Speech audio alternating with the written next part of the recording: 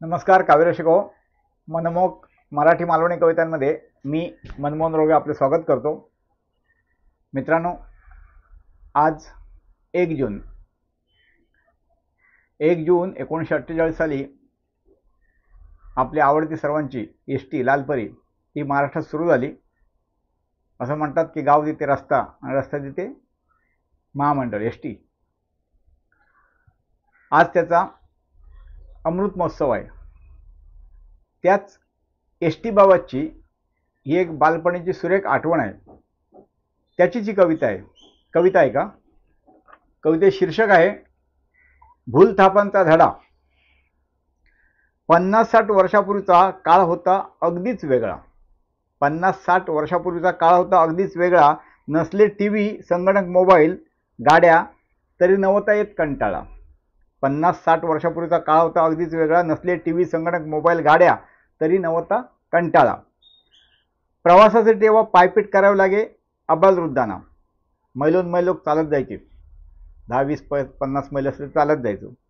प्रवासासाठी तेव्हा पायपीट करावे लागे आबालवृद्धांना, म्हणून गावी येणार एसटी याचे कुतूहल होते साऱ्यांना. प्रवासासाठी तेव्हा पायपीट करावे लागे आबालवृद्धांना, म्हणूनच गावी येणार एसटी याचे कुतूहल होते साऱ्यांना. त्यातच शिक्षकांनी सांगितले या सारे तयारीने. त्यातच शिक्षकांनी सांगितले आम्हाला. शिक्षकांनी सांगितले या सारे तयारीने, फुकट मालवण फिरून आणणार तुम्हाला एसटीने. मित्रांनो, विचार करा, तेव्हा एसटी नुसती बघितली असेल कधीतरी एखाद दुसरी वेळ, तेव्हा एसटीने फिरायला मिळणार म्हणजे त्या बालमनाला किती आनंद तेव्हा झाला असेल हे आता कल्पनात येत आहे. त्यातच शिक्षकांनी सांगितले या सारे तयारीने, फुकट मालवण फिरून आणणार तुम्हाला एसटीने. मग काय, शाळेत रोज रंगे चर्चा एसटी प्रवासाची. मग काय, शाळेत रोज रंगे चर्चा एसटी प्रवासाची. रात्री झोपल्यावरही स्वप्नात लालपरी दिसायची. रात्री झोपल्यावरही स्वप्नात लालपरी दिसायची. एक एक दिवस मोजत होतो रोज किती औत्सुक्याने. एक एक दिवस मोजत होतो रोज किती औत्सुक्याने. ठरल्या दिवशी नवे कपडे करून गेलो साऱ्या आनंदाने. ठरल्या दिवशी नवे कपडे करून गेलो साऱ्या आनंदाने. सारी मुले उत्सुक होती पाहण्या खरीखुरी एसटी बस. सारी मुले उत्सुक होती पाहण्या खरीखुरी एसटी बस. खुशीत होते सारे फिटणार होती खाशी हौस. खुशीत होते सारे फिरण्याची फिटणार होती खाशी हौस. धडामधूड आवाज करत आली ती धुरळा उडवत. धडामधूड आवाज करत आली ती धुरळा उडवत. स्वागतीचे केले आम्ही गाणे गाऊन टाळ्या वाजवत. स्वागतीचे केले आम्ही गाणे गाऊन टाळ्या वाजवत. पूजा करून ओवाळले तिला 5-25 सुवासिनींनी. पूजा करून ओवाळले तिला 5-25 सुवासिनींनी. भाषणे ठोकली सरपंच, आमदार आणि प्रतिष्ठित व्यक्तींनी. भाषणे ठोकल्यानंतर सरपंच, आमदार आणि प्रतिष्ठित व्यक्तींनी. आम्ही सारे पाहत होतो दूर उभ्या केलेल्या रांगेतून. आम्ही सारे पाहत होतो दूर उभ्या केलेल्या रांगेतून. अधीर सारे झालो होतो एसटीत बसण्यासाठी मनातून. अधीर सारे झाले होतो एसटीत बसण्यासाठी मनातून.